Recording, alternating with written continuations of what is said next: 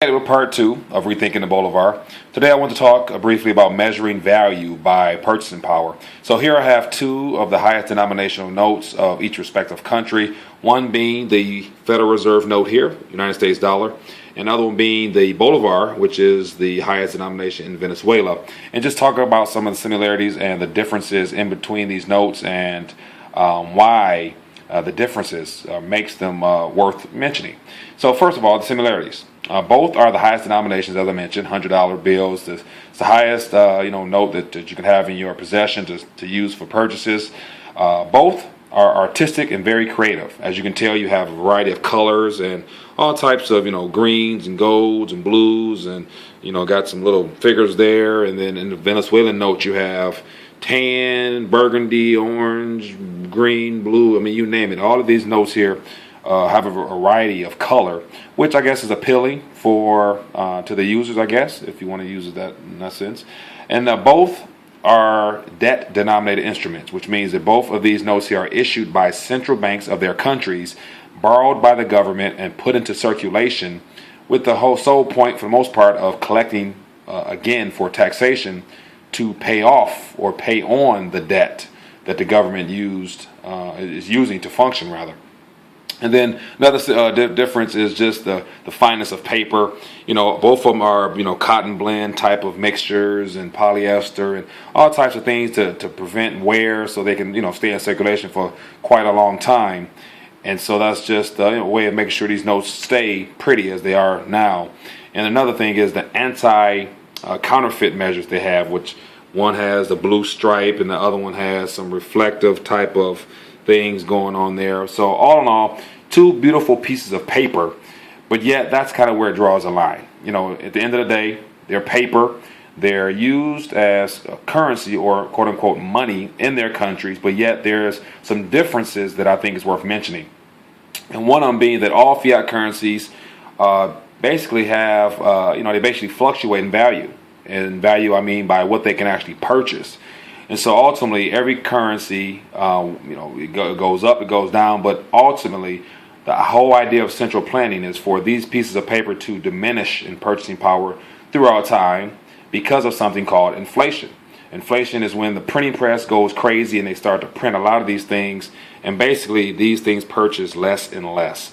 And so here are some of the differences of these current currencies here. The Bolivar, let's touch that first. Currently, official statistics says that in the exchange rate for this 1 unit here, it would be about $15.87 value if you were to exchange this note here to dollars. But on the black market, because of inflation, rough estimates, unofficial estimate is that inflation is about 510% right now in Venezuela, which means that this note here is approximately worth or could purchase about 15 cents worth of goods. So basically not much at all. Just as an example, what could have cost or what could have purchased a couple years ago, a couple dozen eggs now may basically be able to purchase maybe 1 or 2 or 3 eggs, single eggs, if you can come across those things, because of their economy going through what it's going through. And then all in all, it has to do with confidence. These pieces of paper here, they're good as long as the people have confidence in them and believe that they will retain their value, to be able to store in your savings account, bank account, or wherever you may want to save it at, and also to spend. Because if no one has confidence or no one wants them, then ultimately they're not worth anything, and people tend to get rid of them, which is what's happening now in Venezuela, where these notes here, as I mentioned, black market value of 15 cents, they're not worth much, so people are trying to get rid of them and do what they can with them.